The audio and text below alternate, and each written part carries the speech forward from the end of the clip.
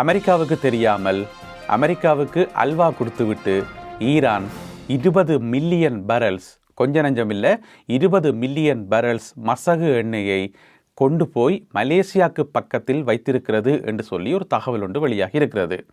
இந்த தகவலை வெளியிட்டிருக்கிறதாருன்னு பார்த்தீங்கன்னு சொன்னால், இங்கே லண்டனில் இருக்கக்கூடிய ஒரு கம்பெனி வின்வோட் ஏஐ என்று சொல்லப்படுற ஒரு கம்பெனி அந்த தகவலை வெளியிட்டிருக்கிறது.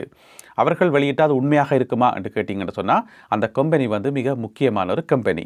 2010ஆம் ஆண்டில் ஆரம்பிக்கப்பட்ட இந்த வின்வோட் ஏஐ என்று சொல்லப்படுற கம்பெனியினுடைய வேலை என்னென்னு சொன்னால், கப்பல்களை கண்காணிக்கிறது. இந்த உலகம் முழுக்க போகிற சகல கப்பல்களையும், அதிலே மிக முக்கியமாக எங்கேயாவது களவா கப்பல்கள் போகுதா, தடை செய்யப்பட்ட கப்பல்கள் எங்கேயாவது போகுதா, அங்கீகரிக்கப்பட்ட பாதைகளை விட வேற மாற்று பாதைகளுக்கு கூடாக கப்பல்கள் ஏதாவது போகுதா, அதாவது கடலில் பிளைண்ட் ஸ்பாட் இருக்கு தானே, அந்த கம்பெனியே சொல்லுது கடலில் இருக்கக்கூடிய பிளைண்ட் ஸ்பாட்டுகளையும் அந்த பிளைண்ட் ஸ்பாட்டில் இருக்கக்கூடிய ஆக்டிவிட்டீஸையும் கண்காணிக்கிறது தான் எங்களுடைய நோக்கம் என்று சொல்லி அதுக்காக உருவாக்கப்பட்டது தான் இந்த வின்வோட் ஏஐ என்று சொல்லப்படுற கம்பெனி. அதனுடைய ஹெட் குவார்ட்டர்ஸ் இங்கே லண்டனில் இருக்குது. அதனுடைய நிர்வாக தலைமைச் செயலகம் அமெரிக்காவில் வாஷிங்டனில் இருக்குது.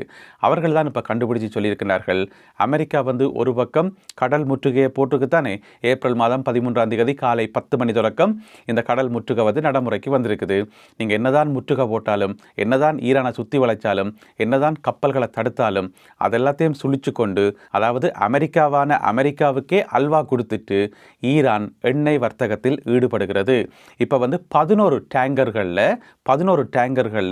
20 மில்லியன் பேரல் குரூட் ஆயிலை கொண்டு போயிட்டு மலேசியாவுக்கு பக்கத்தில் இருக்கக்கூடிய, மலேசியாவுக்கு சொந்தமான ஸ்ட்ரெய்ட் ஆஃப் மலாக்கா நீரிணைக்கு பக்கத்தில் கொண்டே பார்க் பண்ணி விட்டு கிடக்காம் ஈரான் என்று சொல்லி இந்த நிறுவனம் இப்போ கண்டுபிடிச்சு சொல்லியிருக்குது. இந்த தகவலை ஃபாக்ஸ் நியூஸும் வெளியிட்டிருக்கின்றார்கள். ஃபாக்ஸ் நியூஸ் உங்களுக்கு தெரியும், அமெரிக்காவில் ஒரு முன்னணி ஊடகம். அதிலே அமெரிக்க ஜனாதிபதி டொனால்ட் ட்ரம்ப் அவர்களுக்கு மிக நெருக்கமான ஒரு ஊடகம். அவருக்கு சப்போர்ட் பண்ணக்கூடிய ஒரே ஒரு ஊடகம் ஃபாக்ஸ் நியூஸ் என்று தான் நாங்கள் சொல்லணும். ஏன்னு சொன்னால் அமெரிக்காவில் இருக்கிற மிச்ச எல்லா ஊடகங்களும் டொனால்ட் ட்ரம்ப் அவர்களை சொல்லுவோம் இந்த கழுவி ஊத்துறன்னு சொல்லி அப்படியான செய்திகளை தான் போடுவார்கள். எனவே ஃபாக்ஸ் நியூஸில் இந்த செய்தி போடப்பட்டிருக்கிறது.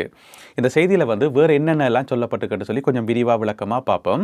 அதாவது ஈரான் நீண்ட காலமாகவே ஒரு பெரிய நெட்வொர்க் கொண்டு வச்சுருக்கான். நெட்வொர்க் கொண்டு வச்சுக்கொண்டு உலகத்தில் ஏன் சொல்லுங்க பார்ப்போம், ஈரானுக்கு எதிராக நிறைய தடைகள் இருக்குது தானே, அமெரிக்காவினுடைய தடைகள், ஐக்கிய நாடுகள் சபையினுடைய தடைகள் என்று சொல்லி கணக்கு தடைகள் இருக்குது. அப்போ சர்வதேச தடைகள் இருக்கின்றக்காக ஈரான் வாழ்கிறே இல்லையா, ஈரானிய மக்களை பாதுகாக்கிறே இல்லையா, பிஸ்னஸ் செய்கிறே இல்லையா, ஒன்றும் செய்கிறே இல்லையா, அப்படி இருக்கிறதா இல்லை தானே, மாற்று வழிகளை கண்டுபிடிக்கத்தானே வேணும். அதுக்காக ஈரான் நீண்ட காலத்துக்கு முதலே ஒரு பெரிய நெட்வொர்க் கொண்டு உருவாக்கி வச்சிருக்கான். அந்த நெட்வொர்க்கில் 100க்கும் அதிகமான கப்பல்கள் இருக்கான். 100க்கும் அதிகமான கப்பல்கள் எல்லாமே வேறு வேறு நாட்டில் பதிவு செய்யப்பட்டு, வேறு நாட்டு கொடியோட போகிறது, வேறு கம்பெனிகளுக்குள்ள பதிவு செய்யப்பட்டு எல்லாமே சீக்கிரட்டை தானே இயங்குதான். இப்போ அமெரிக்காவுக்கும் நல்ல வடிவாக தெரியுமா, இந்த உலகத்தில் நூற்றுக்கணக்கான கப்பல்கள் மறைமுகமாக இந்த மாதிரி வியாபாரத்தில் ஈடுபடுது, நல்ல வடிவாக தாராளமாக எரிபொருளை ஏற்றி இறக்குது, அதில் வர காசு முழுக்க ஈரானுக்கு தான் போகுது.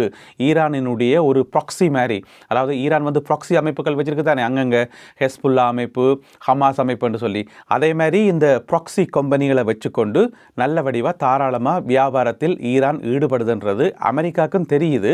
ஆனால் பிடிக்க முடியலை, ஒஃபிஷியலாக பிடிக்க முடியலைன்றதான் அமெரிக்காவுக்கு இருக்கக்கூடிய பிரச்சனை.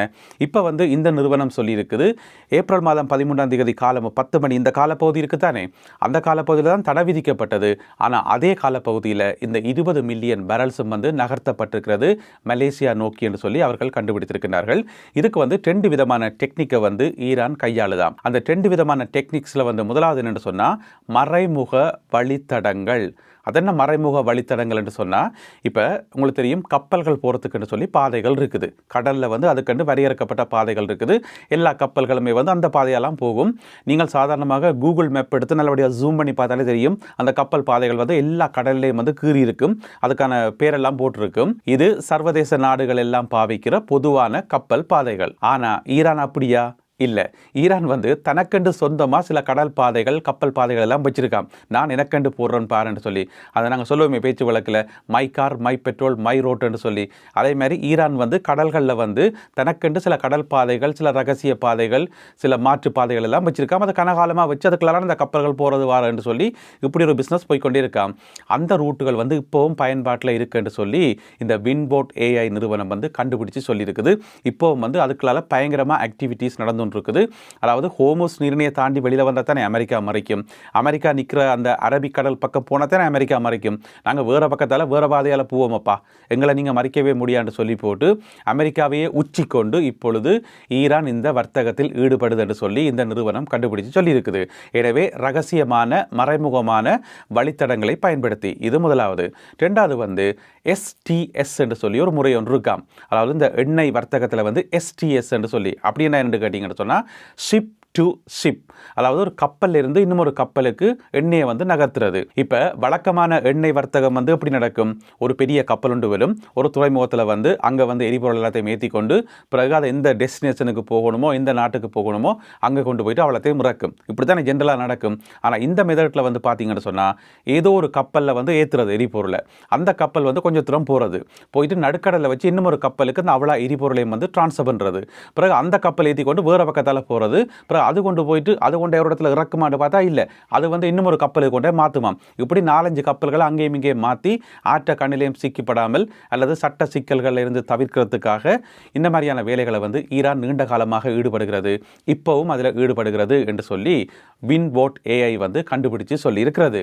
அடுத்தது இன்னும் ஒரு முக்கியமான விஷயம் ஒன்று சுட்டி காட்டப்படுது. என்னென்னு சொன்னால் அமெரிக்காவினுடைய இந்த முற்றுகை இருக்குதானே, இந்த முற்றுகையை வந்து ஈரான் வந்து பைபாஸ் பண்ணி அங்கால போகிறதுக்கு சில தந்திரோபாயங்களை, சில ஏமாற்று நடவடிக்கைகளை, சில டெக்னிக்குகளை வந்து பயன்படுத்துது என்று சொல்லி சொல்லப்படுது. அது எப்படி நடக்குது என்று சொல்லி பார்ப்போம். இப்போ அமெரிக்காவினுடைய முற்றுகை வந்து எங்கே இருக்குது? அமெரிக்கா வந்து எங்கள் எல்லாருக்குமே தெரியும், அங்கே ஹோர்முஸ் நீரிணைக்கு கிட்டவே போகல, அல்லது ஈரானினுடைய துறைமுகங்களுக்கு கிட்டவே போகல. அமெரிக்காவினுடைய 15 வரையான போர்க்கப்பல்கள், அதில் பல்லாயிரக்கணக்கான அமெரிக்க வீரர்கள் எல்லாருமே வந்து அரபிக்கடல்லாம் நிற்கணும், ஸ்டில் அரபிக்கடல் தான் நிற்கணும். அதாவது ஈரானிய துறைமுகங்கள் இருக்கு தானே, அந்த துறைமுகங்கள் இருந்து 100-200 கிலோமீட்டருக்கு அப்பால தான் நிற்கிறார்கள் அமெரிக்காவினுடைய இந்த கப்பல் படை. அந்த பிளாக்கேட் படையணி வந்து அங்கே தான் நிற்குது. அங்கே நின்று கண்காணிக்க முடியும் தானே. இப்போ ஈரானிய துறைமுகங்கள் எல்லாத்தையும் வந்து கண்காணிக்க முடியும், சேட்டலைட் ஊடாக கண்காணிக்க முடியும்.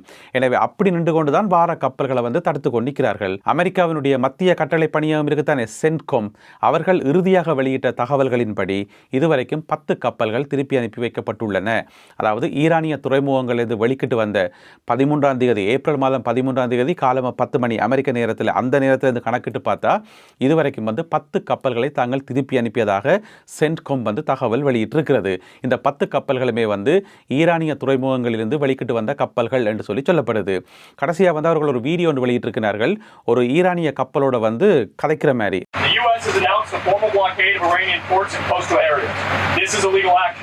All vessels are advised to immediately return to port if leaving and discontinue transit to Iran if that is your next port of call. Do not attempt to breach the blockade. Vessels will be boarded for interdiction and seizure. அதாவது ஒரு ஈரானிய கப்பலோட வந்து ஓக்கில கதைச்சு அந்த கப்பலுக்கு வந்து அறிவுறுத்தி அந்த கப்பலை வந்து திருப்பி அனுப்புற மாதிரி. அந்த 10வது கப்பல் திருப்பி அனுப்பப்பட்டது தானே, அந்த 10வது கப்பலை வந்து திருப்பி அனுப்பியக்குள்ள ஒரு வீடியோ எடுத்து அதை வெளியிட்டிருக்கிறார்கள். இந்த 10வது கப்பல் வந்து ஈரானினுடைய புகழ்பெற்ற மிக முக்கியமான ஒரு துறைமுகம் பந்தர் அப்பாஸ்ல இருந்து புறப்பட்டு வந்த கப்பல். அப்போ 10 கப்பல்கள் வந்திருக்குது, 10 கப்பல்களும் வந்து திருப்பி அனுப்பப்பட்டிருக்குது. அப்போ இப்படி ஈரான் வந்து தன்னுடைய கப்பல்களை வந்து வெளியில் அனுப்பும் என்று கேட்டிங்கன்னு சொன்னால் இங்கே தான் இருக்குது டெக்னிக். இப்போ 10 கப்பல்கள் அடுத்தடுத்து வருது தானே. முதலாவது கப்பல் வரைக்குள்ள அமெரிக்கா என்ன செய்தது? திருப்பி அனுப்பினது. 2வது கப்பல் வரைக்குள்ள அதையும் திருப்பி அனுப்பினது. அப்போ 3வது கப்பல் 4வது கப்பல்காரருக்கு தெரியாதா போனால் அமெரிக்கா திருப்பி அனுப்பும்னு சொல்லி? தெரியும் தானே. அப்படி தெரிஞ்சு கொண்டும் எதுக்கு அடுத்தடுத்து கப்பல்கள் வரணும்? ஈரானிய துறைமுகங்களிலிருந்து வெளிக்கிட்டு கொண்டு எதுக்கு கப்பல் வரணும்? ஏன்னு சொன்னால் ஈரான்லேருந்து வெளிக்கிட்டு வர கப்பல்களுக்கு நல்ல வடிவாக தெரியும் அமெரிக்கா வந்து தாக்குதல் நடத்தாது. முதல்ல வந்து போக்கியில் வந்து அறிவிப்பினம், அதாவது வந்து பிரிட்ஜ் டு பிரிட்ஜ் கண்டாக்ட் என்று சொல்கிறது. ஒரு கப்பலினுடைய அந்த கட்டுப்பாட்டு அறை இருக்குது தானே, அதை தான் பிரிட்ஜ்ன்றது. அதிலிருந்து போக்கி டோக்கியில் கதைச்சு இந்த மாதிரி இந்தியாவில் விரையிலாது, சட்டப்படி நீங்கள் விரையிலாது கிட்ட வந்தீங்கன்னா தாக்குவோம்னு சொல்லி இந்த மாதிரி கதைச்சு திருப்பி அனுப்புறது. Research vessel Falcon standing by on 16, over. Falcon, switch to channel 12, we copy. Switching to 12, Falcon out. அப்போ இந்த மாதிரி 10 கப்பல்கள் திருப்பி அனுப்பி வைக்கப்பட்டிருக்குன்னு சொன்னால் அதனுடைய அர்த்தம் என்னென்னு சொன்னால் அந்த கப்பல்கள் வேணுமெண்டே வந்த கப்பல்கள். அதாவது அவர்களுக்கு நல்ல வடிவாக தெரியும், உங்களை கிட்ட போனால் அரபிக்கடல் பக்கம் போனால் திருப்பி அனுப்பி வைக்கப்படுவோம். முதல்ல வந்து சுட மாட்டார்கள், தாக்குதல் நடத்த மாட்டார்கள், எப்படியோ ஓகேல அறிவிப்பார்கள் திரும்பி போய் சொல்லி ஓகே பாய் நீ போட்டு திரும்பி வர வேண்டியான்னு சொல்லி. அப்போ வேணுமெண்டே ஒரு போக்கு காட்டுறதுக்காக வருகின்றார்கள். அமெரிக்காவினுடைய இந்த பிளாக்கேட் படையணி இருக்குதானே, இவர்களை வந்து கவனத்தை வந்து திசை திருப்புறதுக்காக ஈரானிய கப்பல் வந்ததப்பா நாங்கள் திருப்பி அனுப்பினோம்னு சொல்லலாம் தானே. எனவே அப்படி ஒரு திசை திருப்பறதுக்காக சில கப்பல்களை வேணுமென்ற இந்தியாவில் அனுப்பி போட்டு மற்ற பக்கத்தால் வந்து ஒரிஜினலாக அனுப்ப வேண்டிய மற்ற கப்பல்கள் இருக்குது தானே, அதை வந்து வேறு ரூட்டால் அனுப்புகிற ஒரு முயற்சியில் ஈரான் ஈடுபடலாம் என்று சொல்லி சுட்டி காட்டப்பட்டிருக்கிறது. ஆனால் அதெல்லாம் அமெரிக்காவினுடைய கண்ணில் படாமல் எப்படி சாத்தியம்ன்றது பிட்டிய ஒரு கேள்விக்குறி. அதுக்கும் ஏதாவது டெக்னிக் வச்சுக்கிறார்களா, ஏதாவது மாற்று வழிகள் வைத்திருக்கிறார்களா தெரியலை. ஆனால் இதெல்லாம் வந்து சாத்தியம் இல்லை என்று சொல்லி மறுக்கவே முடியாது. ஏன்னு சொன்னால் இந்த மாதிரியான நிறைய விஷயங்களை வந்து நாங்களே எங்களுடைய வாழ்க்கையில் வந்து அனுபவிச்சுக்கிறோம். எனவே எங்களுக்கு என்ன விளங்குது என்று சொன்னால், ஈரான் வந்து திரைமறைவில் பல வேலைகள் செய்யுது, பல மாற்று வழிகளை கையாண்டு நிறைய வேலைகளை அவர்கள் செய்து கொண்டிருக்கிறார்கள் என்று சொல்லி இப்போ தான் இந்த தகவல் வந்திருக்குது. மலேசியா கடலில் வந்து 11 டேங்கர்ஸ் நிற்குது என்று சொல்லி. இனி அந்த டேங்கர்ஸுக்கு எதிராக ஏதாவது நடவடிக்கைகள் எடுக்கப்படுமா என்ன ஏதென்று சொல்லி தெரியலை.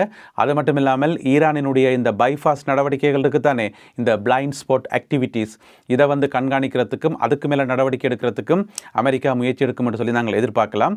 எனவே மத்திய கிழக்கில் வந்து ஒரு சுவாரஸ்யமான விளையாட்டு ஒன்று போய் கொண்டிருக்குது, இந்த டொம் அண்ட் ஜெரி மாதிரி. எனவே போக போக நிறைய தகவல்கள் வெளியாகும் என்று சொல்லி எதிர்பார்க்கலாம். ஈரான் என்ன சொல்லுதுன்னு சொன்னால், நீங்கள் என்னதான் தடை விதித்தாலும் என்னதான் வந்து பிளாக்கேட் போட்டாலும் உங்களுக்கு எப்படி அல்வா கொடுக்குறேன்னு சொல்லி எங்களுக்கு நல்ல வடிவாக தெரியுமப்பா, அதில் நாங்கள் எக்ஸ்பர்ட் என்றதான் ஈரானினுடைய நிலப்பாடு. மேலதிக தகவல்களுக்காக காத்திருப்போம். இன்னும் நிறைய தகவல்கள் வெளிவர இருக்கின்றன. அவையெல்லாம் கிடைக்கின்ற போது அவற்றை தொகுத்துக்கொண்டு இன்னும் ஒரு காணொளியில் உங்களை நான் சந்திக்கின்றேன். அதுவரை நன்றி, வணக்கம்.